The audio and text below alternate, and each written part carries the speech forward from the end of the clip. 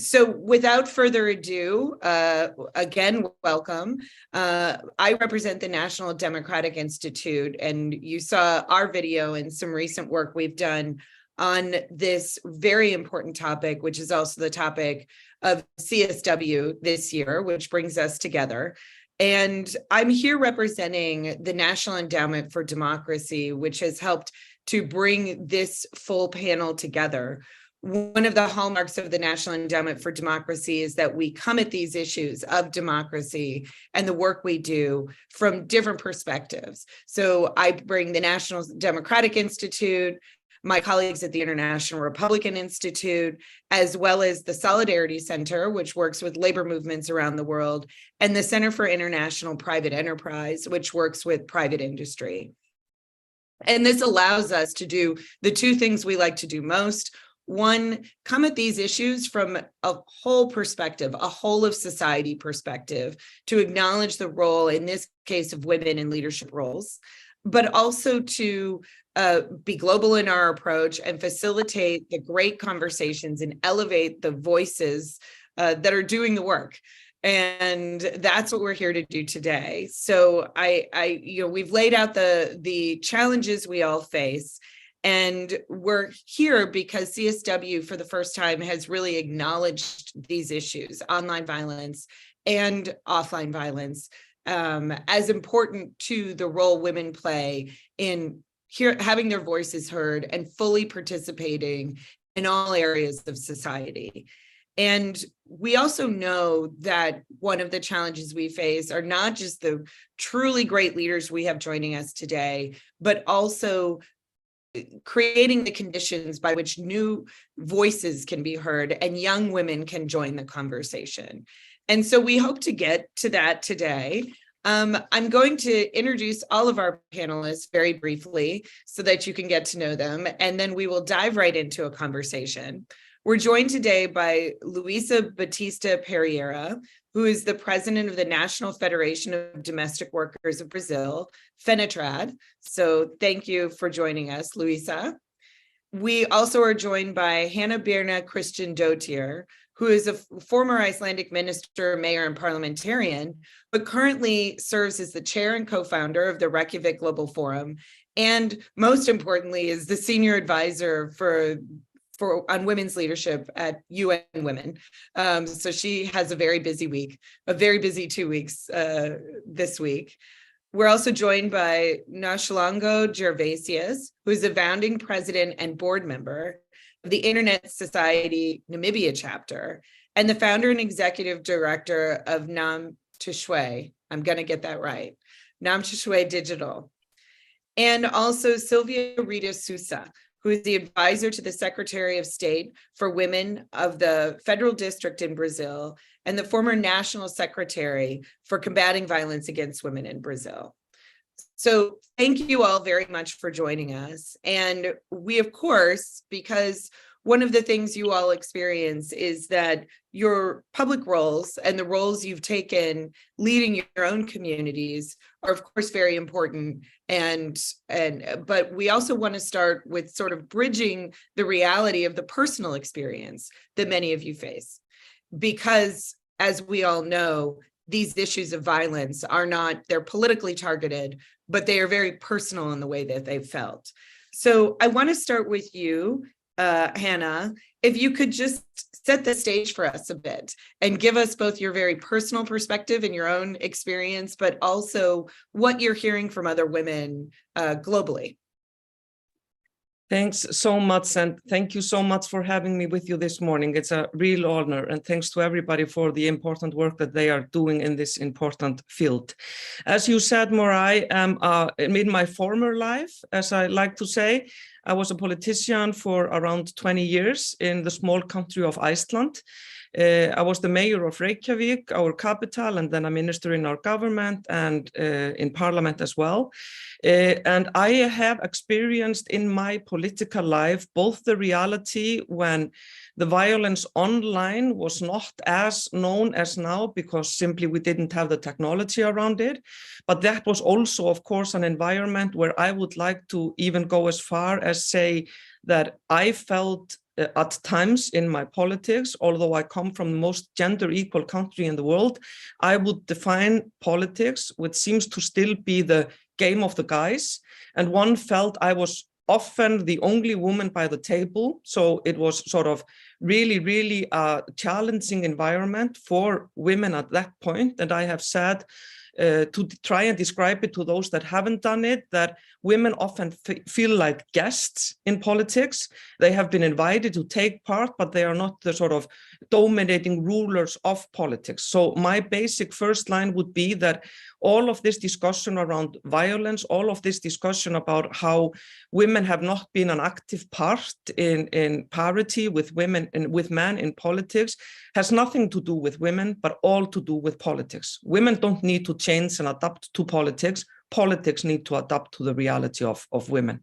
But then sort of in the sort of second half of my political life, the internet, of course, was a big part of it. And I, of course, as any other woman in politics, experienced violence, harassment on social media, and the reality that you tend to even want to put behind you and even do not want to share necessarily with the world. The harsh reality of politics seems to, at least for me as a woman, made me rather want to hide it than to share it. And I think the new generation of politicians, and that is what I deeply admire about the generation that is coming after myself in politics, they are not wanting to hide that anymore. They are requiring safe space, and they are speaking out loud if the space isn't safe. So I would like to sort of mention that. I also think the great video you showed earlier show exactly, when you look at research on women in politics, they of course all use social media. And more than half of them say that they experience harsh reality around it and harassment around it. So that is something we should consider, and it's way more around women than men.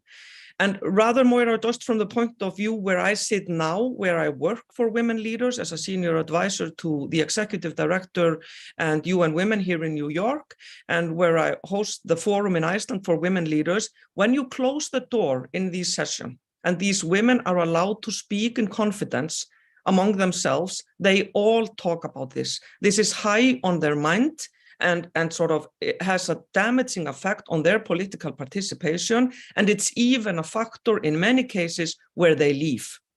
And so I would say, and I'm sorry to say it, but I would say that this is one of the major roadblockers when it comes to women attaining and retaining power. And it's one of the major factors when young women or women in general are deciding whether they should even enter politics or not. So again, thanks for inviting me and thanks for raising the important issue around this. Thanks. And thank you, Hannah, for laying that out. I think we are all in full agreement. And I want to continue by turning to Sylvia, who literally wrote a book on this, on the challenges that women face as candidates. And Sylvia, over to you. Sim, consegue me ouvir? Yes. Sim. Eu quero agradecer a Moira e aos nossos, a quem nos convidou, né? O NDI, a WDN, o IRI, e a todos que nos convidaram para esse excelente evento. E reforçar a fala de Hannah. Eu gostei muito da fala de Hannah quando ela disse que falou um pouco sobre as mulheres jovens na política. O mesmo ocorre no Brasil. As mulheres jovens, elas têm mais acesso, não? Na verdade, elas estão com mais acesso do que a nossa geração, né, Ana? Estão com muito mais acesso, e elas têm, eu vejo muita coragem nas mulheres mais jovens, mas o que impede continua sendo a violência política online, é uma das questões mais complicadas para as mulheres. E só ressaltando um pouco mais do que Hannah colocou, eu trabalhei 20 anos entre a Câmara e o Senado brasileiro, e fui secretária nacional de enfrentamento à violência contra a mulher. Atualmente, só uma correção, Moira, eu trabalho na Secretaria da Mulher do Distrito Federal, eu trabalho na área de programas e projetos com transversalidade de gênero aqui no Distrito Federal. A secretária atual é Gisele Ferreira, e com quem eu trabalho. Mas, assim, a experiência que a gente tem, que a gente sente, né, como sociedade civil, que eu sou diretora executiva da WDN Brasil, Women's Democracy Network, capítulo Brasil. E nós temos trabalhado com essa questão da mulheres na política desde 2006. Fora meu trabalho como funcionária pública, eu trabalho na sociedade civil também. É que a violência política não começa quando a mulher é eleita, ela começa muito antes, dentro dos partidos políticos. No Brasil, nós temos uma questão que nós temos mais de 30 partidos políticos. E é muito complicado isso aqui no Brasil, muitos partidos políticos, e se confundem um pouco as ideologias todas. É muito difícil isso. E precisa mudar, temos que encontrar uma fórmula para mudar isso. Mas a violência começa antes da mulher ser eleita, na escolha das candidatas. Aqui no Brasil, nós temos fundo partidário público para as eleições, para a participação política, e esses fundos, às vezes, são usados não para as mulheres, né? Nós temos um percentual que deveria, por lei, ser usado para as mulheres, para a capacitação de mulheres e tudo, e vários partidos desviam essa finalidade para outras coisas dentro do partido, e não usam exatamente para as mulheres. Há uma forma de até burlar a lei dentro dos partidos para que se use em outras questões. E, além disso, nós temos um fundo eleitoral para as campanhas políticas. E o nosso Tribunal Superior Eleitoral tem trabalhado muito para que esse fundo seja usado de forma correta. Mas, mesmo assim, nós temos problemas ainda dentro dos partidos para o uso desse fundo público de campanha. Né? Agora, no Brasil, as empresas não podem mais doar para partidos políticos, mas é possível pessoas físicas doarem para os partidos políticos. Então, o dinheiro, né, o investimento vem dos fundos públicos de campanha. Por isso, há a necessidade de uma maior fiscalização. Isso também é violência política, quando eu impeço a mulher de acessar aos fundos públicos de campanha. Não? Isso é violência. E a violência online realmente tem sido o mais complicado. Mas essas violências de não poder participar das mesas diretivas dos partidos políticos é uma violência. É uma violência. De quando a mulher assume um cargo na Câmara ou no Senado, não poder acessar as mesas diretoras. Novamente, aqui no Brasil, o Senado não vai ter nenhuma mulher na mesa diretora. Acaba de ser eleita a mesa e não tem uma mulher. Tem apenas em secretarias, em cargos mais baixos, mas não na mesa maior do Senado, por exemplo. As mulheres têm dificuldade de serem presidentes de comissões. Só dão comissões, só conseguem acessar as comissões de direitos humanos, mulheres, idosos, essas comissões que se veem como replicando papéis de gênero, né? Replicam os papéis de gênero. Então, isso também é uma violência contra a mulher e a violência política contra a mulher. E nas lideranças também dos blocos partidários dentro do Congresso. Então, eu trabalhei muitos anos, como eu disse, 20 anos entre a Câmara e o Senado, e a gente viu isso. A última bancada feminina na Câmara foi liderada pela atual governadora do Distrito Federal, Celina Leão. Agora ela assumiu como governadora interina no Distrito Federal. E nessa última gestão da bancada feminina na Câmara, houve a aprovação de quase 200 leis que de algum aspecto envolvia a mulher. Então, isso prova que a mulher, quando ela está no poder e quando ela se une com as outras mulheres, independente de partido, ela consegue enfrentar essa violência, quando estamos em bloco. Então, eram mulheres, então continuam sendo mulheres fortes, né? Agora somos 91 deputadas, mas na época nós éramos 50 e poucas deputadas, quase 60. E elas se uniram e conseguiram. Então, é possível mudar a situação quando as mulheres estão em bloco. E foi o que aconteceu na última gestão da bancada feminina na Câmara. Então, é mais ou menos essa a minha resposta à primeira questão, e agradeço, Moira, pela oportunidade. Oh, thank you for that perspective. And I think really bridging the experience in the workplace, in doing the work. And I want to turn now to Nashalango, because you see this issue from two different perspectives, as a business leader and in the business space, but also in your research. And I wonder if you can tell us how it looks from your perspective. Thank you, Moira, and glad to be here with everyone else. Please excuse my voice, under the weather, but I'm happy to be engaging.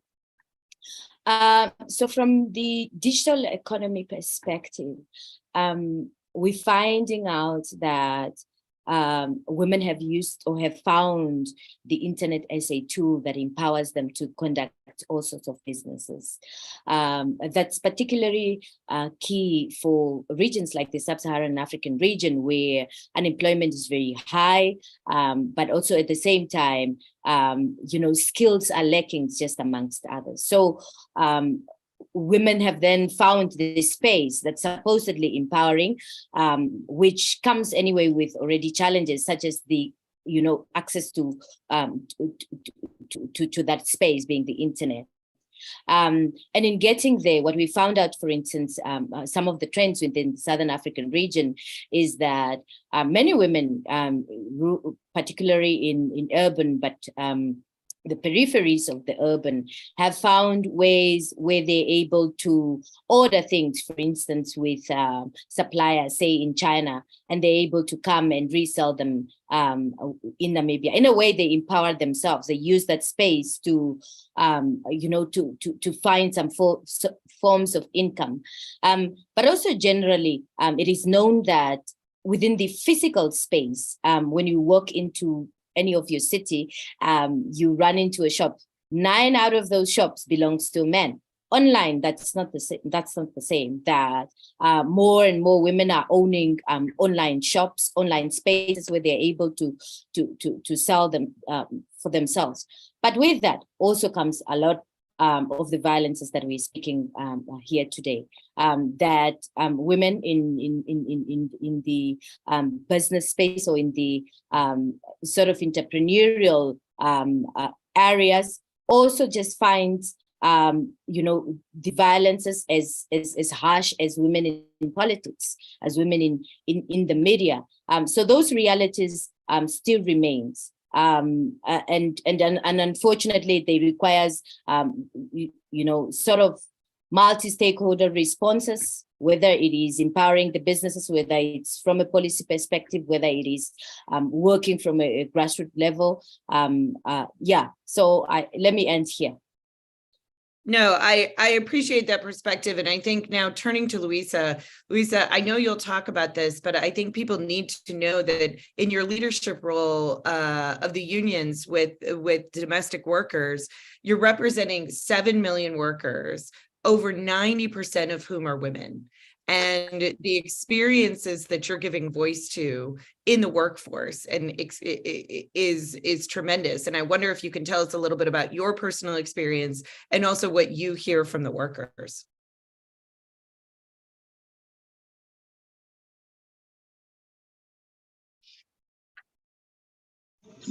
Bom dia a todas. Obrigada pelo convite. Bem, o que a gente pode falar, né, da experiência de nós mulheres é algo bem amplo, porque a gente já tem 80 anos de luta e somos maioria, como você bem falou, somos maioria de trabalhadoras domésticas. A maioria são mulheres, a maioria é negra, e a gente tem uma dificuldade maior em relação às outras categorias, porque a gente trabalha num ambiente privado, totalmente privado, e a Constituição diz que a gente não pode, os sindicatos não podem fiscalizar esse local de trabalho. Então, isso já contribui para a violência de gênero, porque a maioria somos mulheres, trabalhamos isoladas, e a gente sabe que no momento que a gente tem a Convenção 190, a gente tem temos um celular, isso pode ajudar? Pode. As trabalhadoras sindicalizadas, geralmente elas estão mais bem informadas, que essa também é uma grande dificuldade, a gente conseguir a sindicalização dessas companheiras. Trabalham isoladas, a gente não pode estar indo nos locais de trabalho, fazer como as empresas fazem, sindicalizar essas trabalhadoras para que elas possam ter consciência dos direitos que têm. E aí, quando a gente tem a ferramenta da internet, né, o celular, que a gente pode orientar elas a gravar alguma situação que ela esteja passando, isso já ajuda, mas não é o principal para garantir que essas trabalhadoras saiba dos seus direitos, para garantir que essa trabalhadora esteja protegida das violências que sofre nos locais de trabalho, né? Então, a Convenção 190 trouxe essa proposta, inclusive, no momento que a gente estava discutindo lá na OIT, as trabalhadoras domésticas, vários países, não só o Brasil, mas outros países, não queriam que o trabalho doméstico estivesse protegida nessa convenção. A gente sabe que usar esse espaço, né, para as trabalhadoras domésticas, o espaço da internet, tem ajudado bastante, mas a violência de gênero permanece, e a gente permanece também naquela luta constante de garantir que essas trabalhadoras tenham o mínimo de informação para ter essa proteção tão necessária, né? Porque a pobreza também deixa nós muito vulneráveis. O momento que você está vulnerável num local de trabalho, que você não tem uma ferramenta que você possa fazer uso para denunciar os abusos, isso, para minha categoria, é muito complicado.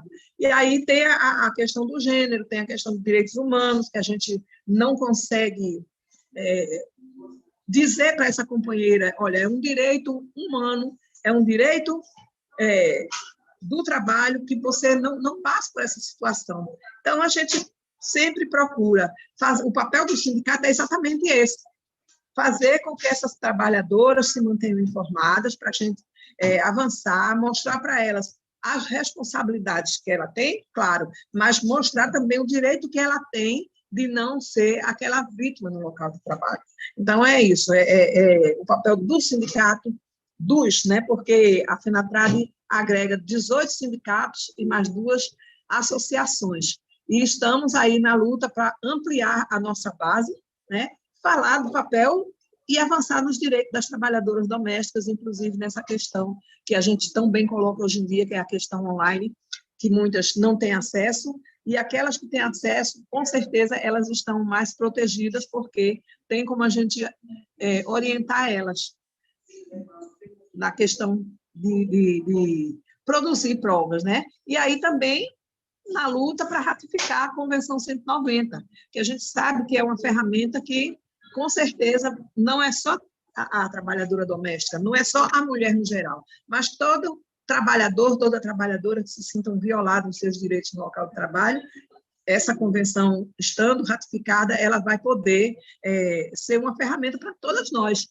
mas, com certeza, vai ser a mulher a maior beneficiada com a ratificação dessa convenção, beneficiada nessa questão da internet. A companheira que falou antes de mim falou dessa questão das lojas virtuais, mesmo assim, ainda existe a violência, então, acho que é isso que a gente tem que fazer, incluir as trabalhadoras domésticas, né, enquanto cidadãs, em cidadãs plena, cidadã plena de direito, né, campanhas de sensibilização para que os empregadores entendam que aquela pessoa que está na residência, né, fazendo o trabalho, as tarefas domésticas, é uma trabalhadora, pertencente à classe trabalhadora, e por isso essa pessoa também tem que ser respeitada.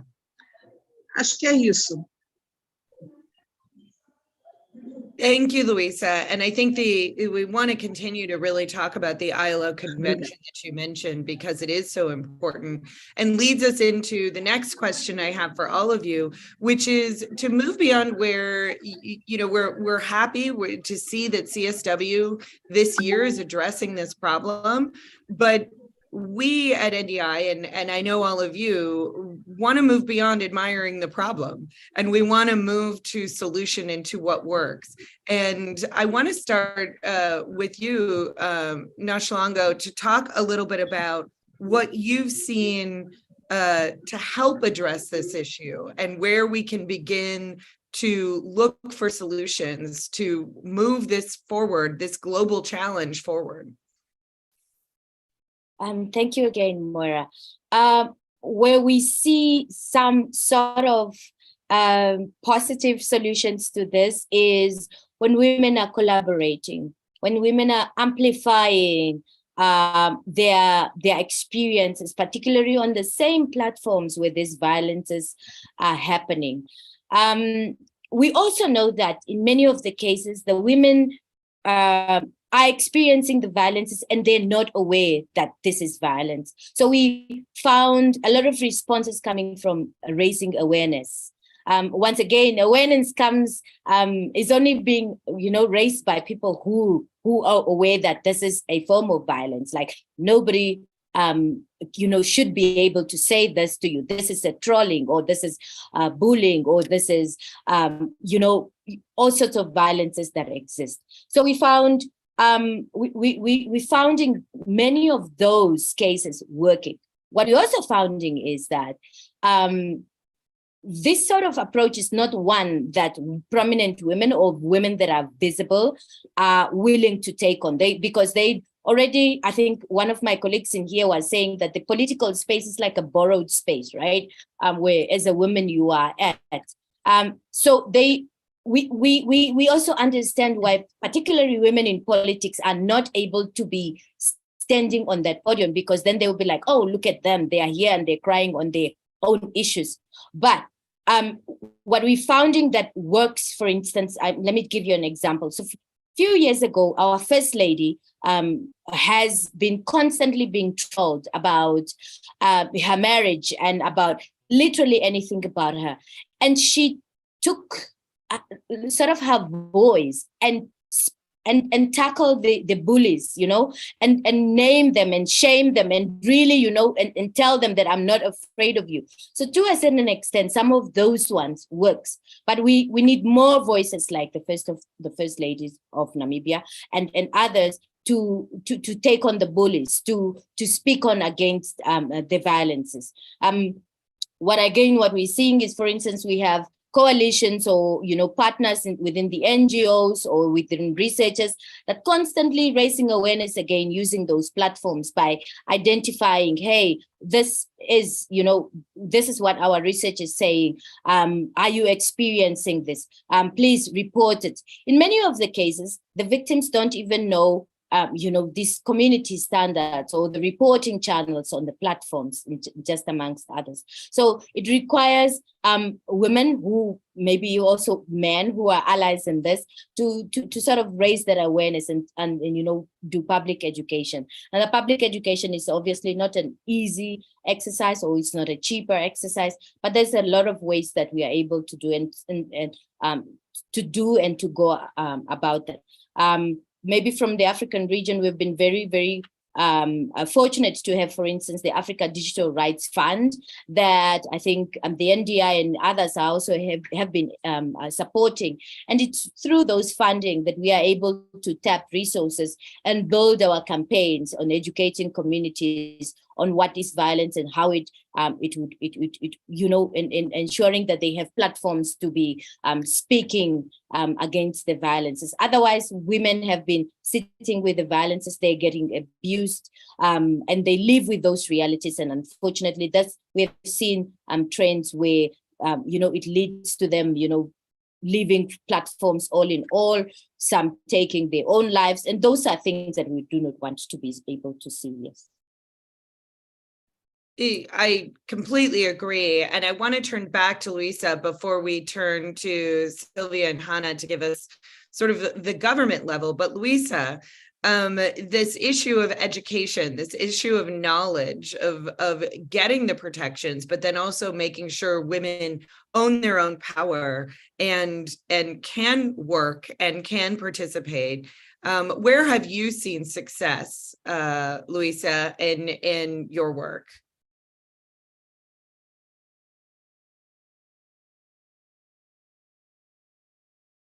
Luisa?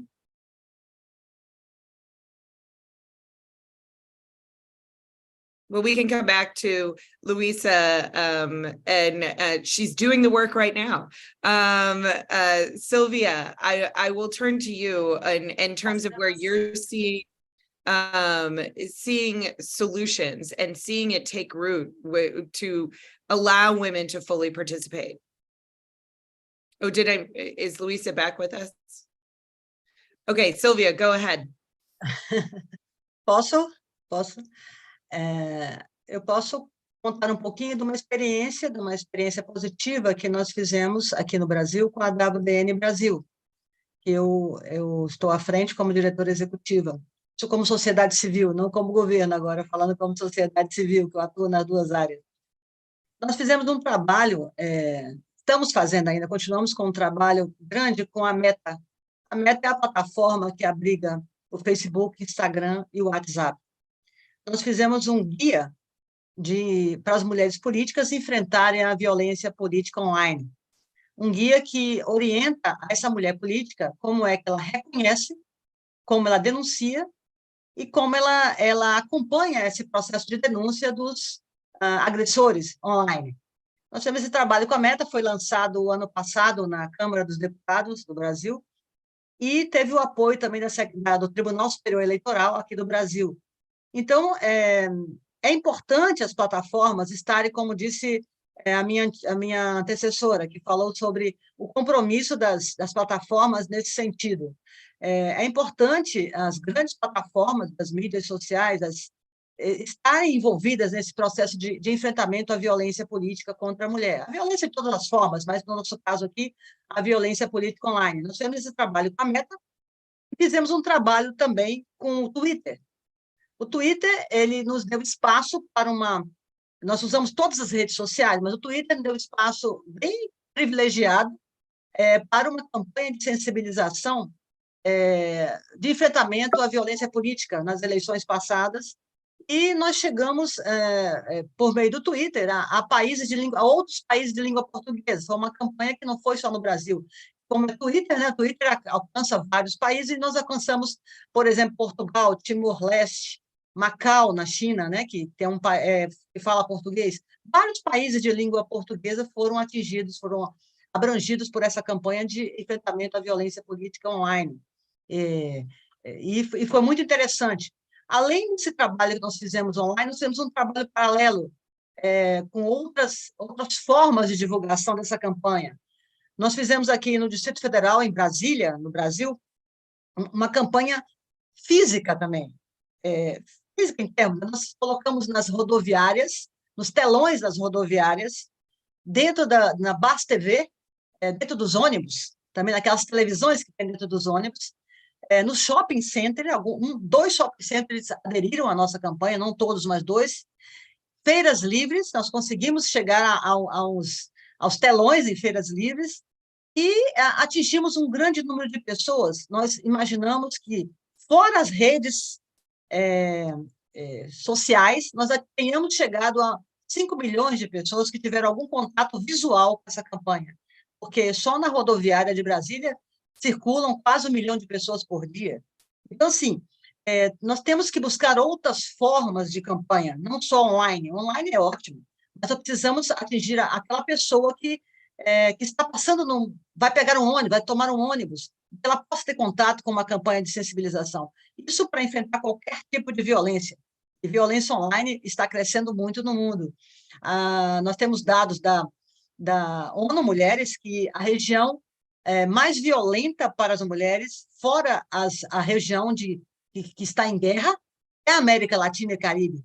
Então, nós temos uma região muito violenta e precisamos trabalhar essa questão de todas as formas, seja pelas redes, seja pelas televisões, meios de comunicação, de todas as formas. E uma outra questão é que as mulheres que trabalham com direitos humanos, ativistas, também são mulheres políticas. Não são só as mulheres eleitas que trabalham em partidos políticos que são mulheres políticas. As mulheres que trabalham nas ONGs também são mulheres políticas. As mulheres que estão em cargos de direção nos governos também são mulheres políticas. E nós precisamos de legislação que abranja essas mulheres também na questão da violência política de gênero, não? Online ou offline. Então, é uma questão que eu queria colocar, que ainda a gente não colocou aqui até o momento, é que tem outras formas de exercer política que não com mandato. Não? Então, atender esse grupo de mulheres que não quer participar como mulher eleita também. Essa é a minha contribuição, Moira. Muito obrigada. Thank you very much. And Hannah, I'm going to come to you, and then Luisa, right after that, really help us bridge this conversation into what needs to be done. But Hannah, let's start first with both in Iceland, but also on a global level, where you're seeing solutions and to help us address these challenges. Thank you so much, and let me first sort of make sure that I totally agree with what Nasilenko was saying and Sylvia around what is needed around campaigning, education, awareness, and working with the platform themselves. But I think if I may mention just 3 things that I think is super important when we think about these solutions. I think in this matter that the acceptance of this not being acceptable, I think that is a big step, because as exactly like Nasilenko was mentioning earlier, it is difficult for women in power to be constantly talking about the issue because it always seems to get them personally and they are criticized for it personally. So we need to move the conversation from the personal to the general. This is not a one woman's issue, it's a general issue that is resulting in us not having a diverse leadership for the world. So it's an issue, not that one woman need to sort of be, it can't be personalized around one of us. It needs to be sort of a general discussion. So I think as soon as we say, and this is why I really liked your video and would sort of suggest that people use that, because it frames beautifully the fact that we all say, you entered the space of politics, so just be aware that these things happen. These things shouldn't happen there. So we need to shift the focus there. I think I would mention that, number 1. Number 2, I think we are seeing results in the fact that you mentioned, Moira, in the beginning and again, that UN, for example, is recognizing the issue. There are loads of reports around the issue from UN Women, for example, that have both been informative, pointing out solutions and recognizing that this is a global general issue that we need to attack. And I think these matters, putting them on the agenda, for example, this year at CSW, makes sure that it becomes an issue that needs to be solved and talked about on the global scene. Thirdly, I would like to mention taking further steps. And for example, Iceland has recently introduced, and that has been done by the minister that was responsible for justice, that now the crimes, as they are called in Iceland, relating to online harassment and violence, is something that the system of judges and laws are now recognizing as a crime. So that totally also changed the shift of what you can say online, what can happen if you say something that is against the law, and how the ones that are suffering from this can, if they want, take this to the next level. So I think that is a progressive way of doing this. And I know, as Nasilenko was saying, that it is difficult for women in leadership to tackle it themselves, but they can do it in a group. And we could also say that it is a responsibility to our fellow women around the world to actually say it out loud that this is happening. So I think that these are the 3 issues that I would mention as what I find to be the most sort of important as if we reach the solutions on this. Thanks. Thank you, Hannah. And I'm going to turn back to Luisa to sort of help us bridge that this conversation, because the ILO and the protections being afforded by it are so important. And that's both a positive step, but there are gaps in getting people to understand what's available to them. So Luisa, I wonder if you can speak a little bit about that and sort of the one step forward, but the many steps we have to go, and walk us through the work. What's our to-do list? What do we need to do?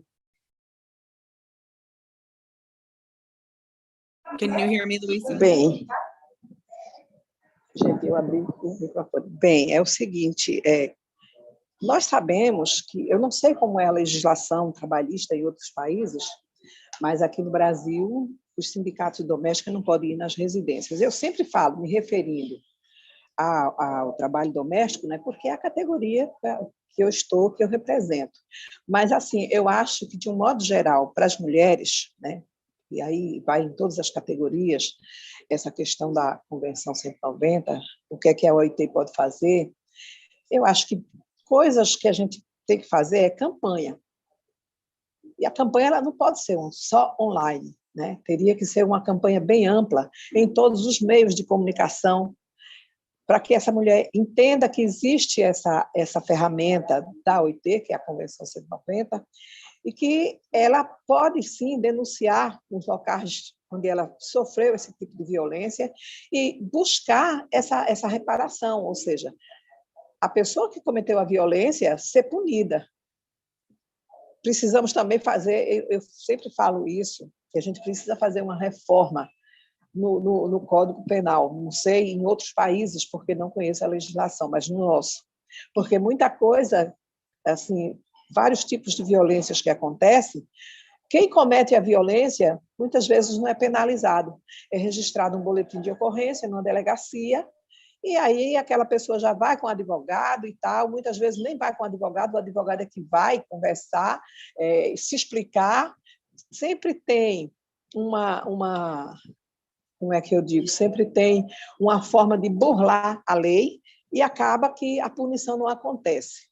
Quando uma pessoa comete um tipo de violência e não sofre uma punição, então essa pessoa nunca vai entender que ela não pode cometer aquele tipo de violência, seja contra uma trabalhadora doméstica, seja contra uma mulher que esteja na política, né? Porque existe muito, a companheira que me antecedeu já falou muito dessa questão da violência contra as mulheres na política, né? Essa última eleição nas eleições municipais em 2020, tivemos muitas companheiras que foram eleitas vereadoras em várias câmaras municipais, mas que sofreram violências, inclusive ameaças de morte. Nas eleições gerais, o ano passado, nossas deputadas também, tem muitas que estão aí sofrendo violência, e não é só violência, aquela violência online, aquela violência com palavras. Algumas sofrem ameaças, né? Então, se a pessoa que comete esse tipo de violência, seja na política, seja no local de trabalho, seja no cotidiano da vida das mulheres, não sofre uma punição que possa sentir o peso da lei, então essa pessoa vai continuar cometendo esses crimes. Então, acho que a Convenção 190, ao ser ratificada, né, e aí a luta do movimento feminista aqui no Brasil está muito em cima dessa questão de ratificar a Convenção 190, porque vai ser mais uma ferramenta que a gente vai poder fazer uso dela. E aí não vai ser só as trabalhadoras domésticas que vão ser beneficiadas, né? Até porque na construção da Convenção 190, como já falei anteriormente, o Brasil e outros países queriam deixar as trabalhadoras domésticas fora do amparo da Convenção 190, ou seja, elas não sofreriam as violências que elas vêm a sofrer, não pode ser incluída na Convenção 190. Graças a Deus, isso foi superado e o trabalho doméstico também entrou no bojo da Convenção 190. Então, lutar para que a Convenção seja ratificada e acredito que os movimentos feministas estavam no caminho certo quando pede que as leis também sejam revogadas, não, mas ampliadas para trazer a punição efetiva a quem comete o tipo de violência. E no trabalho doméstico, temos que procurar uma forma de flexibilizar a fiscalização, porque a Constituição não permite que os sindicatos estejam nas residências para fiscalizar. Ela não pode, a trabalhadora doméstica, ela pode até pegar um celular e ela gravar o áudio das palavras ofensivas que ela sofrer, né, que ela for vítima, mas ela não pode gravar a imagem, então isso já é uma coisa bem complicada, né, porque tem a questão do uso de imagem, e aí o que a gente entende é o seguinte: a residência é inviolável, mas a partir do momento que a residência ela é o local de trabalho de uma mulher, então eu acho que a flexibilização tem que acontecer. Não é o empregador que paga o salário, que registra a carteira, e muitas vezes nem paga o salário correto, nem registra a carteira, mas comete todo tipo de violência e está muito ligado à questão da classe social dessa mulher. Aquela mulher pobre, negra, aquela mulher sem nenhuma escolaridade, aquela mulher com baixa escolaridade, sofre o tipo de violência que sofrer, mas ela não tem consciência até de que aquilo que ela aquela situação constrangedora que ela passou pode ser enquadrada como violência. E isso a gente tem que... É uma coisa que não vai ser para agora, claro, que nada acontece no estalar de dedos, mas lutar pela aprovação da Convenção 190, né, a ratificação, mas lutar também para que as leis elas sejam efetivadas de forma mais segura para coibir todo tipo de abuso que possa vir a sofrer nós mulheres, né? Afinal de contas, é uma luta que a gente vem, desde 1975, que a ONU instituiu o dia 8 de março como dia de luta pelo fim da violência contra a mulher, o Dia Internacional da Mulher, e a gente está sempre na rua dizendo o que a gente sofre, mas, infelizmente, a punição é uma coisa que a gente ainda tem que lutar muito para que aconteça de fato e de direito. É isso. Thank you very much, Luisa. And let's stay in Brazil for a moment with Sylvia. I think that's such an important point of, as Hannah indicated, first creating the acceptance that this is a problem, and then as Luisa was talking about, the accountability to get it right. And to follow through, not just in the words we use, but in our practice, in the workplace, even when our workplace is the home, as many of us have faced over these past few years, but as our domestic workers face every year.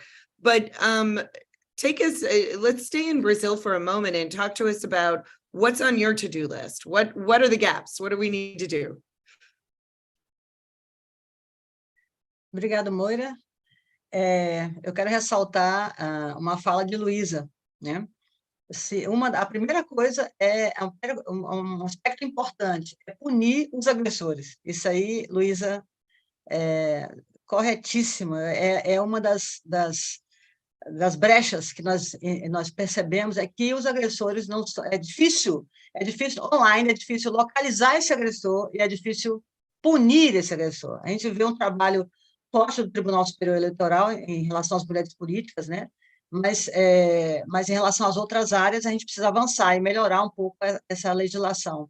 É o primeiro ponto, eu queria só ressaltar o que Luisa acabou de colocar, que a violência política é a maior barreira para as mulheres atuarem na política. A mulher vê a política como algo agressivo, né? Algo que exige mais da sua nós falamos no Brasil jogo de cintura, né? Exige um pouco mais da sua articulação, do seu entendimento, então da sua força para lutar contra. Então exige muito da mulher, né? Estar na política exige uma força extraordinária da mulher, enfrentar todos os obstáculos, enfrentar o machismo, o sexismo, a misoginia, uma série de coisas que nós precisamos enfrentar no dia a dia. A política na área virtual, a violência política virtual, normalmente a fala da Luisa, é de difícil identificação do agressor. A partir do momento que você identifica e pune, ele não repete, ele vai ter medo de repetir. E se nós puséssemos multas, taxas em relação a essa violência, ia ser melhor ainda, porque você quer atingir, você quer chegar até alguém, fazer com que cumpra a legislação, chegue no seu bolso.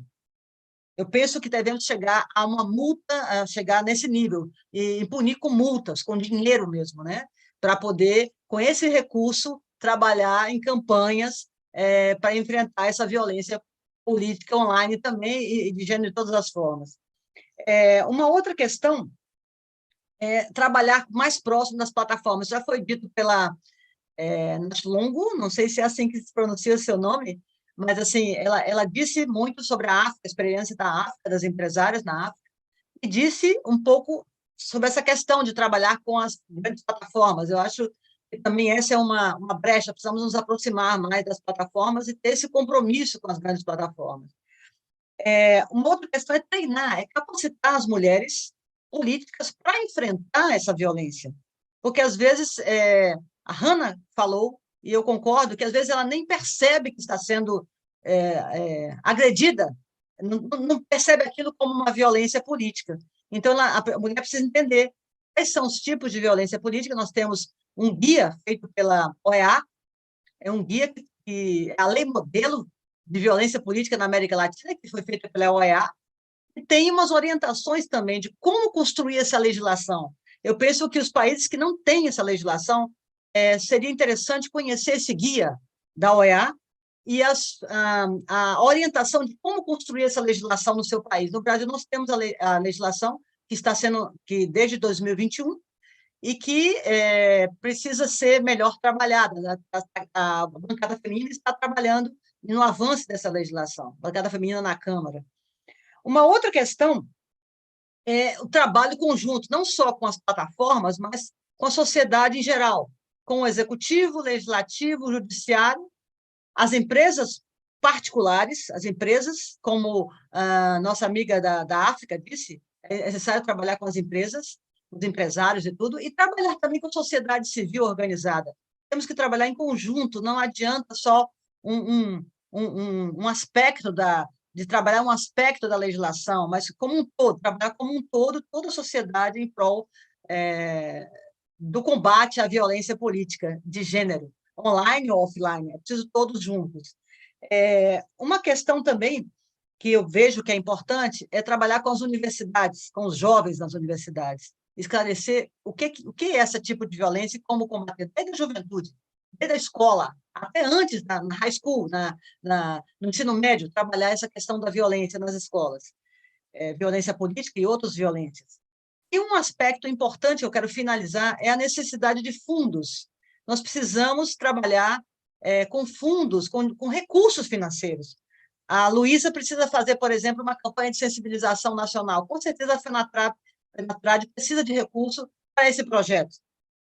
A WDN Brasil precisa fazer outras campanhas, mas nós somos sociedade civil, nós não temos recursos, nós trabalhamos, a maioria de nós, como eu tenho certeza que a Luísa também, as outras, trabalham com voluntariado. Nós precisamos que os fundos internacionais dê atenção a esse problema e que nos possam oferecer fundos para que nós possamos trabalhar essas questões. Então, não fazemos uma campanha de sensibilização, mesmo online, sem algum recurso. E nós somos sociedade civil, nós não temos recursos financeiros próprios. Então, é um apelo que faço aos fundos internacionais para que disponibilizem recursos para que nós possamos combater a violência política online, a violência de todas as suas formas contra a mulher, online ou offline, que nos ofereçam essas oportunidades de fundos. Eu aproveitei esse espaço, Maria, me perdoe, mas eu aproveitei o espaço para solicitar essa disponibilização de incentivos para que nós continuemos a trabalhar nessa área do enfrentamento à violência sob todas as suas formas contra a mulher. Muito obrigada. That's a big to-do list, Sylvia, but I think we wholeheartedly agree. And I want to move us, before we go to Hannah and Ashalango to talk about their to-do list, to remind our participants to please put your questions into the Q&A. And after we go to that, we will turn our attention to the wonderful resources being shared in there, the things that sort of bring us forward, and have you join us in the conversation of what needs to be done and the next steps we need to take to move us forward. But Hannah, staying on that subject for a minute, we do have countries that are beginning to acknowledge these challenges, and in Iceland and globally, we've seen this acknowledgement for a long time. So it's a different end of the spectrum, but there is still a list of things to do. So I wonder if you can tell us what's on your list. Yeah, I so wholeheartedly would want to be able to say that we are seeing great changes or great movements around it, but I think sadly, Moira, there is a long to-do list around this, and I also think that it's part of a big sort of a wider conceptualizing around women in general when it comes to power. Let me explain what I mean. I mean, we are in 2023. We've been waiting for gender equality for I don't know how long. The Secretary General of the United Nations said in the beginning of CSW that the estimation of the UN is that it will still take 300 years. There has been a big backlash around COVID and other issues. So this is the fact that we are faced with. And in 2023, We have, for example, when we look at the leadership structure of the world, because this is what young women and young men and everybody sees, less than 10% of the prime ministers and presidents in the world, the heads of state, are women. More than 90% are men. And when it comes to parliamentarians and CEO and all these figures of power and leadership, we are approximately around 20 up to 25. I mean, this fact is totally unacceptable. And it leads to another fact that worries me a lot and keeps me up at night. When our young generation is asked in research to explain what they see in their minds when they close their eyes and think about a leader, they see a white, middle-aged man. This is what they see. They don't have the perception in their mind around power and leadership is still this stale and, excuse my language, this old. And for me, that reflects on many of the problems that we are discussing and faced with. I mean, and then again, and reflecting on that as well, Julia Gillard, for example, the former Prime Minister of Australia, once said in a book that she wrote around leadership, that we tend as societies to dehumanize women. We dehumanize women as leaders, and we find it okay to attack them on a way more personal level, way harsher than we ever do with men. So when we are still in this reality, and this is, Moira, this is more than just sort of around legislation, this is more than around sort of us talking about it, this is about a total culture shift. And when we don't have diverse leadership, I mean, I have two young daughters, and when they see pictures of people in power in the world, and they see everything we're talking about online, they see this quick and fast sort of, they just see pictures, and they again and again always ask, why on earth do I have to search for the women? I have to sort of try and find them in the group of world leaders. So I would say that it's also a part of a bigger issue that is, I mean, when I was young, I firmly believed that we didn't need quota. I actually thought that it would just happen on its own. I think, for example, one issue that we desperately need is to adopt quotas, because otherwise we will not see any real change and it takes too long of a time. And I think we need political consensus around the issues of gender equality. This is, for example, one of the reasons Iceland has done well, is because there is no argument between left and right and wherever the directions are all called around the importance of gender equality. It is a basic human right, and it's one of the most important things for us to push forward in a society. So I think that is the gap we always get to when we talk about this. It is the power structure, the old way of doing things, the roots that man, with full respect to man, but they have carved history and our reality today. And it needs to be carved by not just one gender, but all of the genders. So I think that would be my sort of, I don't want to sound sort of not optimistic about the whole thing, but I think we need a real structural change for this online issue that we're talking about to reflect that better reality. Thanks. No, Hannah, I think that's an excellent point, that it is ultimately what we're talking about is not gender, we're talking about power, and we're talking about diversifying our power globally. We're talking about people who are invested in the economy at all levels, people who are invested in political life at all levels. And before we turn to our questions, Nashlango, I want to, you shared some really great resources. It would be great if you could dig in a little bit more and sort of from the business perspective, but also what you're seeing online on what's on your to-do list. Thank you. Thank you, Maura. I think what we once again really see is that, or what we know about the violence online, it's that it's very intentional, right? It is very targeted towards women, whether it's entrepreneurs or politicians, as I've mentioned.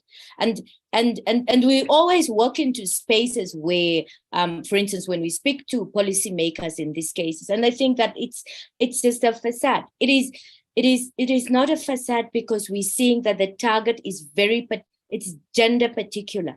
right? We have to look at the amount of cases or reports that we receive or that we pick up from researchers of women being targeted by violence. That is not the same as men. And I'm just saying this to sort of complement what Hannah was earlier saying. That said, the biggest issue that we're finding from our research is across board. I don't even want to focus on policy, for instance, as a starting point. There is no, there seems to be no societal acknowledgement that this violence exists, right? Because one, in regions like the sub-Saharan African region, that is largely, I mean, connectivity is already an issue, meaning that the women that are targeted by the violence or that are experiencing the violences are only those that are connected, right? So we dealing with, you know, half of the populations or majority of the populations not even being able to articulate this because it's something that they are not being able to experience. So from a policy perspective, we're finding, I think that the first research that I have highlighted, it was, let me also acknowledge that we've been working with Meta as a platform, or the Facebook and their related products as platform in funding that research, is that in all the 8 countries that we've carried that research, none of the policies acknowledges online violences against women, right? And when it does, the language is very, very vague. It's made to be, you know, universal, as if it's speaking to everybody else. And most importantly, many of the policies and the regulations that follows them are very, do not offer recourse to victims of online violence. It's like, yes, you can raise these issues, but you still have to live with it, right? Many of our laws, I remember in Namibia, for instance, and I think in a number of countries, traditional laws, such as, you know, I'm just trying to find the correct word for it. Is it defamation? Yes, traditional laws such as defamations are used to be dealing with issues of violence. And that should not be the case when we have, you know, revenge porn, or what we know as online, you know, non-consensual sharing of images, you know, being many of the cases that are coming to court, for instance. So the laws are not aligned. The laws, what we also found out, I think, in many of our research, is that even the judiciary system is not sensitized about online violences and how it happens. Right. In many of the cases, I think in one of the countries, I want to believe it's Malawi, what we found out is that there are actually laws, and those laws are used to persecute, you know, women instead of protecting them. You know, then they talk about decency, right? And that's a separate matters altogether. So yeah, the laws are very vague. That calls for a number of steps, right?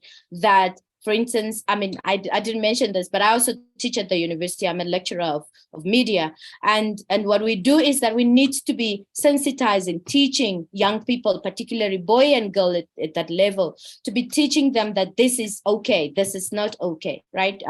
On digital literacy skills. So academia again needs to produce a lot of research that compels policymakers to make decisions based on the research that is found. I don't want to leave this, and we found that this is very important. The lack of disaggregated data in cases, right? In many of the cases that we found, in many of the countries that we've researched, even at police level, online cases, online gender-based violences cases are not filed, regarded, you know, reported as such. They are amongst many of the researchers, and even then there is the gender disaggregation doesn't appear, because once you have that, you know, those data are able to compel the policymaking processes, but also program implementation and program reviewing and monitoring, for instance. Once again, we have a number of women whose literacy skills are very, very low, particularly women entrepreneurs that are using the internet to sell their hair or to make, to braid, hair, to be selling chicken, and using the online platforms and sort of using that platform to benefit their businesses. And these do not know what it means when somebody sends you a thumbs down to your post, right? That's not violence per se, but that's telling you something that you ought not to be here, or your business suck, or your products have no markets, for instance, or should not be doing this. So a lot of ways, I think, to do this. From a policy perspective, the academia has a role. The police needs to be empowered. Communities awareness needs to be done again. So much needs to be done. And that needs to be done yesterday. I was just looking through the UN Secretary General a global digital compact and what it says about gender-based violence online, and recognizing that and compelling nation or member nations to making sure that they apply the same mechanisms. It's literally not there, right? And so we need to be, again, the awareness unfortunately cannot be in the rooms where we are only speaking to each other. We need, for instance, even from the African Union, principles that are set and must be adopted by member nations. And only then our laws would be able to deal with the perpetrators of violences and to make sure that we really realize what we're trying to be achieving here today, that the women rights are accorded to them, and that, maybe we can reach empowerment to a certain level. Thank you, Moira. I'll end here for now. That was incredibly powerful, and thank you so much. I want to turn, we have a number of questions in the Q&A, but picking up on one thread that you brought up that I know all of our panelists will have something to say about, I wonder if our moderator could address the question on male allies and engaging men.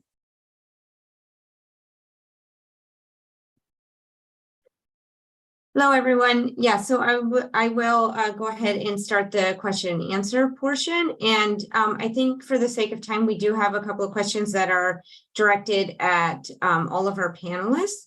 So I'm going to go ahead and read two of them and give time then for the panelists to respond to both of those as they would like to. So the first question we have is, can you point to situations where you saw accountability or improvement take place in your work on addressing GBVH and small successes? And then the other question is, how have you all worked to engage with men, especially male leaders in your sector, or on tackling harmful masculinities to address this issue? And what has been the reaction or impact of doing that? So I think those two questions are for all of our panelists. So who would like to start? Okay, Nashalongo, I see your hand. Yeah, sorry, I'm not hogging the mic, hopefully, but thanks. I will answer more to question 2 and possibly come back to question 1. So for instance, from the Internet Society, we have a close relation, we have sort of built relationship with our policymakers.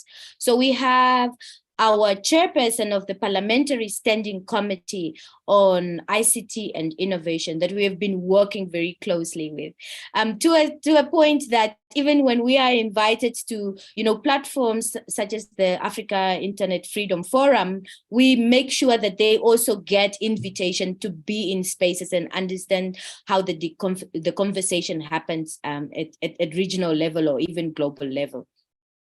But once again, so a quick example is last year we had a workshop. I think it was about a two-day workshop with all the members of both our parliamentary committee on ICT from the National Assembly and the National Council, and really took them, took the whole 2 days and take them through of what is online violence. And we brought to them pictures, when you see your female colleague, a picture being compared to a donkey and somebody is saying, and you don't see that being reflected of you as a female, as a male politician, that is how the violences happen. So yes, we have found some allies, in many of those sectors. But again, those allies needs to be going, to be sort of filtering all the way to the ground level.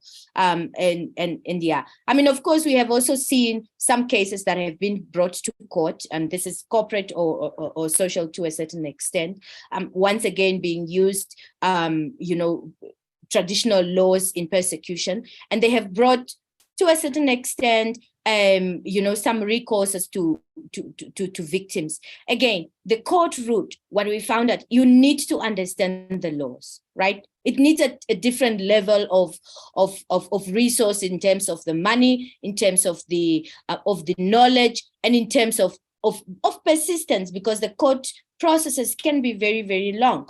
So we need maybe while we're seeing that is happening, and 2 or 3 cases have come to court, and somebody was taught a lesson at a very public platform, the preventative message needs to be a bit more broader, I think, from a policy perspective, and then the awareness that should follow. Thanks. Let me end here for now. Thank you so much. Who else would like to answer these questions? Okay, Hannah. Thank you. I would like to try and answer them super short, but both of them together. I think that I'm the former chair of WPL, that is Women Political Leaders, that is the network of parliamentarians around the world. And we did this research, and I will try and have my team share that with you online. We did a research in 2016 when this was a sort of an area that was not talked about heavily within politics, where we examined the sort of experience of women in over 100 parliaments around the world. This was done in partnership with Facebook. And it was amazing to see the sort of power that resulted from, and we then went globally and met with these women in all regions.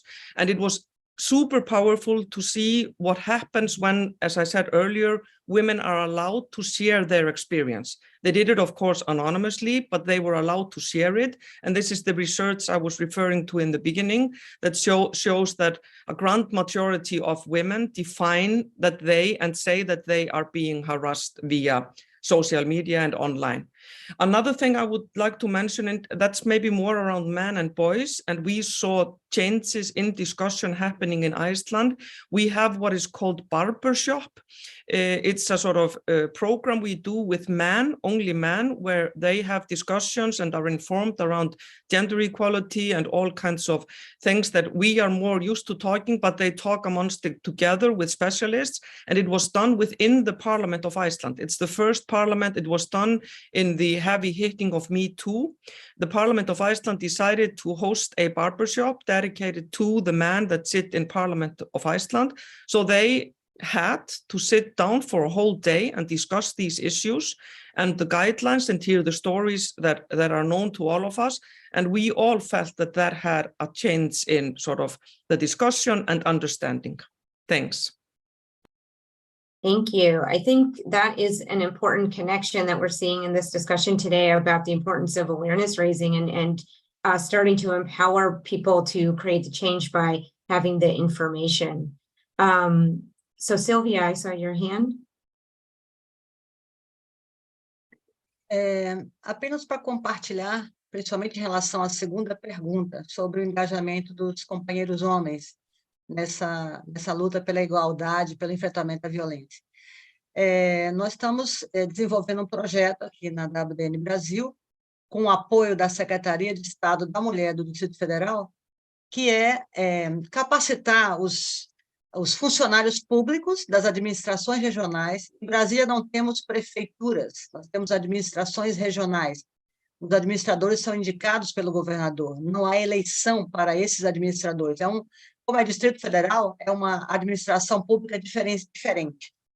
Então, nós estamos trabalhando, implantando esse projeto, que é do IRI, que é da WDN Global, que é essa ONG global, que me convidou para estar aqui, para capacitar os funcionários públicos de administrações regionais para trabalhar a política pública com transversalidade de gênero.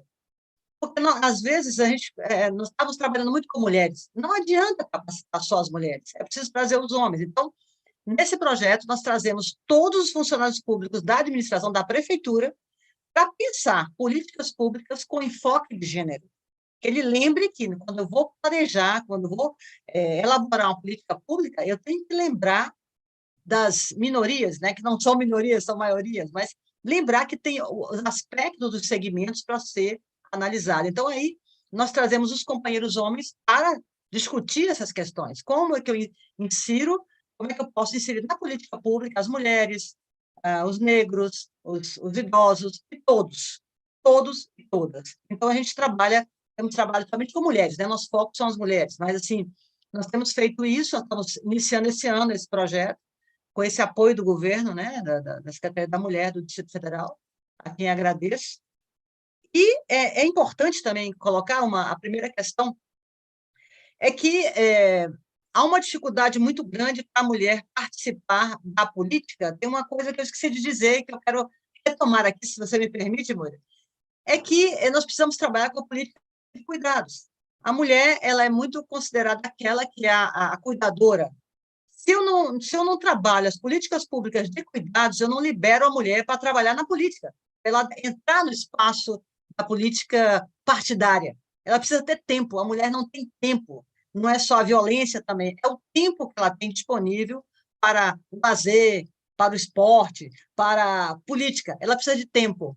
Então, trabalhar a política de cuidados, a política pública de cuidados, é importantíssimo para liberar a mulher e as jovens, né? Porque na idade reprodutiva é que ela necessita mais de apoio, são as jovens, para poder entrar na política, que são os novos atores na política, né? São os jovens e as mulheres. Então, eu retomei isso aí só porque eu tinha esquecido de colocar um pouco antes. E a questão do cuidado afasta também a mulher da política, a dupla e tripla jornada. Então, a minha contribuição é essa em relação a essa questão.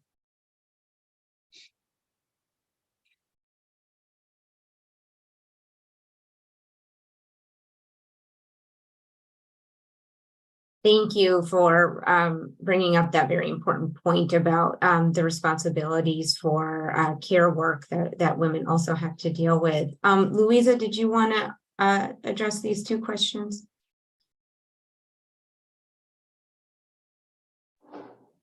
Bem, eu não tinha e, ao mesmo tempo, eu entendo, porque eu estou vendo aqui, a primeira pergunta é as ações. E aí teve a companheira que me antecedeu, que ela fala muito, a gente vê muito essa questão que a gente faz muitas ações com as mulheres, que são as vítimas, né, de todo tipo de violência na política, no cotidiano, no trabalho, na vida de uma forma geral. Mas não se faz nenhuma política voltada para mostrar para o agressor o quanto ele está agindo errado. Né? As ações punitivas não são eficazes, são muito brandas. Então, temos que fazer ações que tragam punições efetivas, mas também fazer campanha para mostrar para aquele homem, né, que a forma como ele age, muitas vezes, eu não estou passando pano, eu quero deixar bem claro, eu não estou botando desculpas, mas muitas vezes o homem comete a violência contra nós mulheres, mas ele acha que é uma violência que não existe. Ou seja, eu, falando um exemplo particular meu, vivi 21 anos com uma pessoa, ele nunca tocou num fio de cabelo meu. Então, eu achava, quando eu não conhecia, né, os vários tipos de violência, eu achava que ele nunca foi um cara agressivo comigo, nunca foi um relacionamento abusivo. Quando você toma conhecimento das várias formas de violência, aí você para e pensa, então, eu sofri violência. Né? A gente sofre violência patrimonial, aí a mulher diz, ainda bem que ele não se atreveu a me bater. Quebrou isso, mas não se atreveu a me bater. Mas ela não sabe que aquilo foi uma violência patrimonial. Seja um objeto que ela comprou com o dinheiro dela, ou seja algo que está na casa, que é algo para o bem da família, ela não sabe, ela não tem consciência que aquilo ali é uma violência. uma brincadeira, né, que deixa ela constrangida, como acontecia comigo. Eu fiz um tratamento de câncer, no momento que eu fiz, eu cheguei a mais de 100 quilos. Então, eu era enorme. E aí, quando a gente saía, ele chegava na frente, todo mundo num barzinho, assim, num restaurante, deixa eu ver se essa cadeira aguenta a minha baleia. Eu ficava assim, sem graça, mas eu não achava que aquilo fosse uma violência. Então, era uma violência. Então, por que eu estou dizendo isso? Porque eu acho que, claro, a luta pelo fim da violência contra as mulheres, e em todos os setores, principalmente na política, como já falei, tem que ser uma constante, mas também campanhas de conscientização do homem que acha que não é violento com a mulher quando ele proíbe ela de usar uma roupa que ela gosta, quando ele proíbe ela de cortar um cabelo, quando ele proíbe ela de ir na casa de uma família, de um parente, de uma amiga, quando ele proíbe ela de sair só, ela e as amigas, porque ele acha que ele é o proprietário. Então, acho que essa discussão ela é muito ampla, porque as milhares, digamos assim, de formas de violência, ela não vai acabar da noite para o dia, né?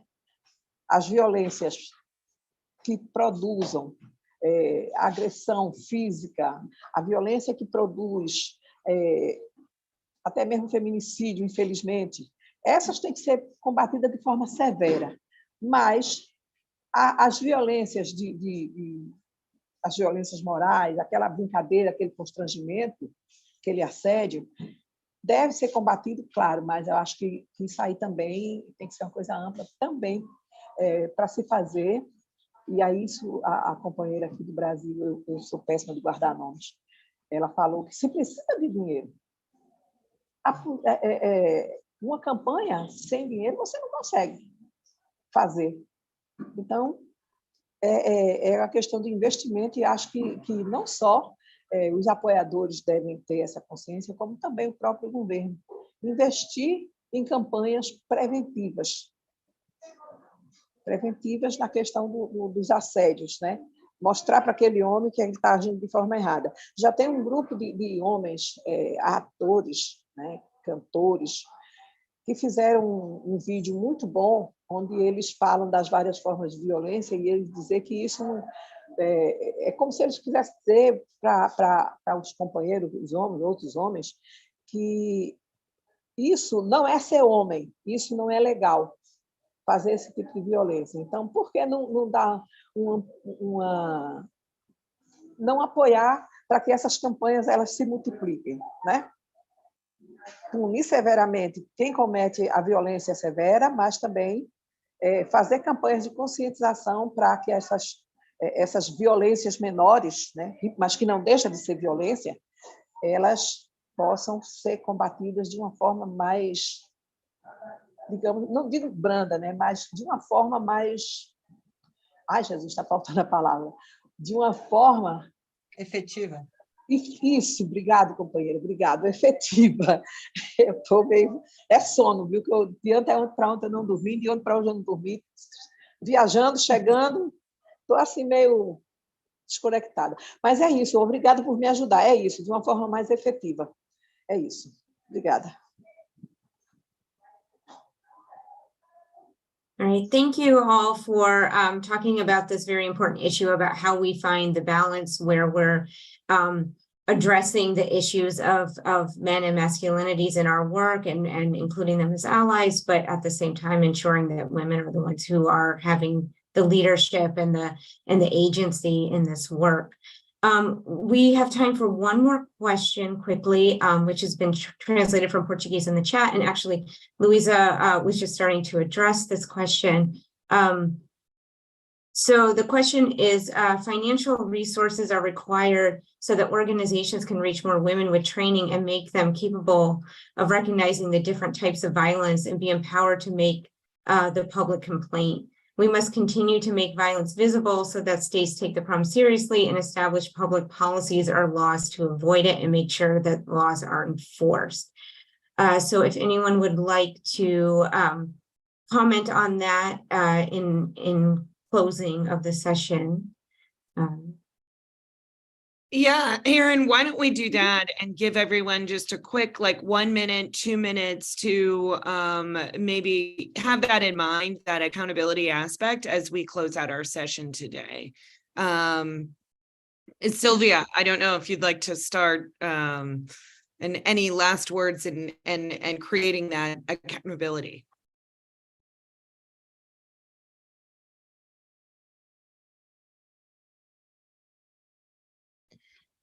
Sim, a questão, voltando à questão do financiamento, é muito importante. A pessoa que comentou está corretíssima. Sem o financiamento, nós somos sociedade civil. Sociedade civil não tem dinheiro, não tem recurso. Nós trabalhamos com voluntariado e nós precisamos, nós como sociedade civil, precisamos do apoio. Eu tenho a grande parceira minha aqui no Brasil, atualmente, a Secretaria da Mulher do Distrito Federal, que me dá o espaço para poder aplicar. Inclusive, nós estamos com um projeto agora de cuidados, de política de cuidados aqui, e trabalhando famílias da comunidade Sol Nascente, que é a segunda maior favela da América Latina. Temos um trabalho grande lá, e com famílias, 35 famílias, onde a gente trabalha essa questão da desconstrução do machismo, traz os homens para uma roda de conversa, traz as famílias, não só os homens, a família para uma roda de conversa. A gente tem feito isso aqui no Distrito Federal, com o apoio da Secretaria de Estado da Mulher do Distrito Federal, e a quem eu agradeço. E uma questão que eu queria, só para concluir a minha participação aqui nesse painel, excelente painel, é que nós temos, já foi falado pela Hannah, que nós precisamos trabalhar uma nova forma de fazer política, né? A política tem que mudar. Nós precisamos mudar a forma de fazer política. E quem são os novos atores da política? São os jovens e as mulheres. Eles que vão oxigenar a nova política, não? Que vão oxigenar, mudar a forma de fazer política, trazer ideias novas, olhares novos. Porque você só tem um olhar, o olhar masculino, de um homem de 50 anos e branco. Eu estou vendo só de uma única forma de fazer política. Eu não estou vendo como um todo. Quando eu trago os jovens e as mulheres, nós trazemos novos olhares, não? Na forma de fazer política. Então, os jovens devem ser incentivados, é isso que a WDN Brasil tem feito, tentado trazer jovens para atuar na nossa ONG e para poder entender como é o processo político. Não é fácil, mas elas estão chegando chegando e trabalhando conosco. Uma outra questão voltando novamente, eu tenho que trabalhar a política de cuidados. Se eu não trabalhar, se eu não ampliar, implantar a política de cuidados, não adianta qualquer outra ação. Eu preciso liberar a mulher, eu dar tempo para essa mulher ao lazer, ao esporte e a fazer política. Se ela cumpre dupla e tripla jornada, que hora que essa mulher vai fazer política partidária? Não tem espaço para fazer política partidária. Então, a minha última reflexão é que nós precisamos trabalhar nos nossos países, nas nossas sociedades, a política de cuidados. Trabalhar para que o governo ofereça oportunidade para essa mulher estar mais livre para atuar na política partidária também. Essa é a minha última contribuição. Obrigada pela oportunidade. Eu acho também que, para finalizar, quando você falou dessa questão da visibilidade, isso é muito importante, a visibilidade, né? E aí, para a gente fazer ações afirmativas, necessitamos de recursos financeiros e recursos humanos. Recursos humanos. Essa proposta de se fazer essas rodas de diálogo, trazendo também os homens para essa roda, para que todas as pessoas possam se ouvir, ter suas próprias opiniões, fazer suas próprias reflexões. Eu acho que isso aí não vai ser uma coisa assim no estalar de dedos, mas que a longo prazo, médio e longo prazo, isso pode trazer uma redução muito importante nessa violência cotidiana que todas nós mulheres sofremos, e em todos os espaços, inclusive na política, né? O problema é que quando você vai fazer, é o espaço que eu acho mais agressivo, porque no espaço da política, os homens acham que o fato deles serem homens, isso dá o direito deles falar mais alto. Eu estive uma vez num congresso que uma mulher quase foi agredida fisicamente, porque verbalmente foi um horror, mas ela quase foi agredida fisicamente porque ela teve a coragem de falar a opinião dela e dizer que o ambiente sindical é um ambiente muito machista. Essa mulher quase apanha. Se todo mundo não fosse para cima, acho que ele tinha agredido ela fisicamente, entendeu? Num congresso que eu não vou falar, porque não é o caso agora, mas aí é interagindo, né? Mulheres, homens, cada um com um direito à voz, um direito a emitir opinião, a fazer reflexão, e as pessoas também têm a boa vontade, né? Quando eu digo isso, eu estou me referindo mais aos homens, porque a gente está sempre disposta a ouvir, né? Nós, mulheres, sempre estamos dispostas a ouvir. É muito difícil uma mulher ela não ter paciência de escutar a outra, ou ela dizer, eu não vou para essa reunião, que eu não vou escutar blá, blá, blá. Muitas vezes é o homem que não tem essa paciência. E aí a gente trazer, sabe, e fazendo aos pouquinhos, aquela situação do água mole em pedra dura, tanto bate até que fura, é por aí que a gente tem que buscar. Lembrando sempre que, infelizmente, tudo na vida tem um custo. Então, precisa-se de recursos financeiros e precisa também de recursos humanos para a gente chegar a essas discussões que, com o tempo, vai se transformar em ações afirmativas pelo fim da violência contra nós mulheres, em todos os espaços, né? E fazendo uso das ferramentas, no caso do espaço de trabalho, a Convenção 190, que espero que o nosso atual governo ratifique e coloque em prática. Obrigada.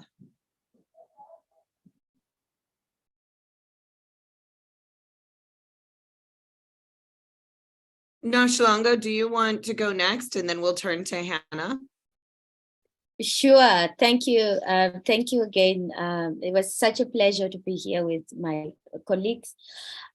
So for me, I think as I round up, I want to just reflect again on some of the research that we found out that platforms have responsibility to be very to be open and transparent about the cases of online violences that are being reported on their platforms from specific countries.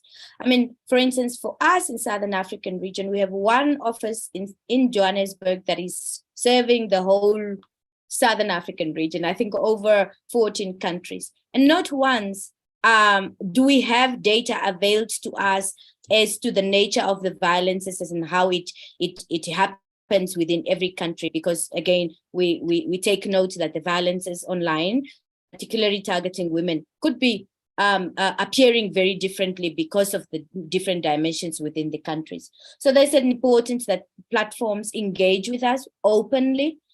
Yes, maybe from civil society perspective, we might be having relationship with them, but we're not sure if those relationships are very accountable, that they are transparent, that they benefit both the platforms and communities at large. So there's a need to deepen those work with local organizations. I also want to say that in our research, we're also seeing a gap with private sector intervention in online violences, even if it's telcos, because they're the one who are ensuring that people are connected to the internet. So there's a need for the private sector enters the room. This is part of their business. It's a business imperative for them because of their ESG, and that they could even afford funding in investing in communities and making sure that online violence does not happen. What the fear is that online violence becomes just a normal violence like the others, and we shouldn't be waiting to that until to that fact that there's a need to create the regulatory sandboxes in countries, that they're able to be specifically speaking on online violences, just that we see them with, for instance, electronic transaction or the regular cybercrime being dealt with, that this also receives the urgency. From a business perspective, maybe I should call again on the training and empowering of skills, even for women CEO. The other day, we had a case of a colleague who was being a CEO of a state parastatal who's being, what's the word? you have these cyber guys extorting money from her because she clicked on a different link, and they will, claim all of those things without, even if she knows that I don't have that kind of material, for instance, on my laptop. So again, digital skills, and not just particularly for women, maybe at the level that we think we are targeting, but for all women, including within the boardrooms. And once they're empowered, they're able to tell their narratives, they're able to counter the narratives that are being driven out there, and particularly that tarnishes their images and also violating their image. The online violence is said to be one that is peeling back all the progress that has been made in empowering women. And we shouldn't be sitting and watching and letting that happen. Thank you. Thank you, Moira. Let me end here. Well, Hannah, please give us your close, and especially in response to the resources question.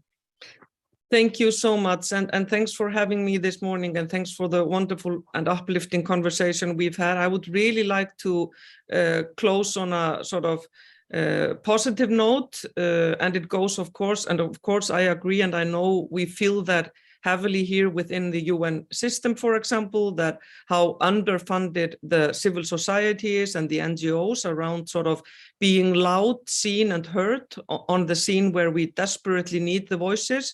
So that is something that is an ongoing issue, and hopefully the world, the private sector and everybody will see that this, if we don't succeed when it comes to gender equality, that will affect so many other things that it will be a loss for everybody. And I would like to sort of, in the end, just remind all of us that when we talk about this and we talk about accountability and we mention men and boys, it is a really, again, I'm using, for a lack of a better word, an old way of seeing the issue of gender equality, thinking that it's a woman's issue.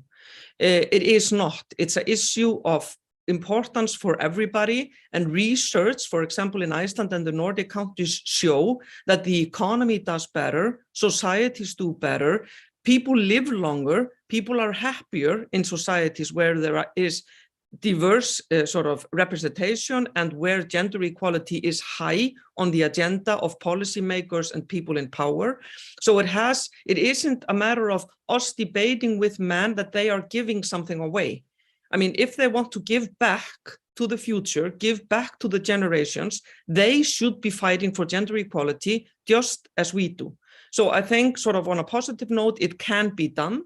It's not a sort of issue that is no way of tackling. It can be done, and it actually leads to better society. So if we're lacking in sort of explanation to our men and boys, let's make sure that they at least know that they themselves will be happier and live longer, etc., and be more prosperous if they focus on gender equality as well. Thanks. Thank you. And on behalf of the National Endowment for Democracy, I want to thank all of our participants. As Hannah, you alluded to, this is a solvable problem. This is an issue that will enhance our lives, enhance the democracy, the spread of democracy around the world. And I think I can reflect on the thoughts of all of us, of just saying all of this energy on this call, all of the spirit and the hard work that we're seeing. Imagine if we could use that time and energy dedicated to solving the world's greatest problems and not simply fighting to have to get into the conversation and into the room on behalf of the women that we all work with around the world. But we will keep fighting. We will have a successful week, I know, at CSW, and emerge with a document that's going to reflect many of these conversations. So I again want to thank our panelists for joining us, thank our interpreters and our moderators of the questions, and to thank all of our participants for joining us here today. Please get in touch with us, and we can connect you with our speakers if we can do that. And we will close there. And just my great thanks to everyone for joining us today.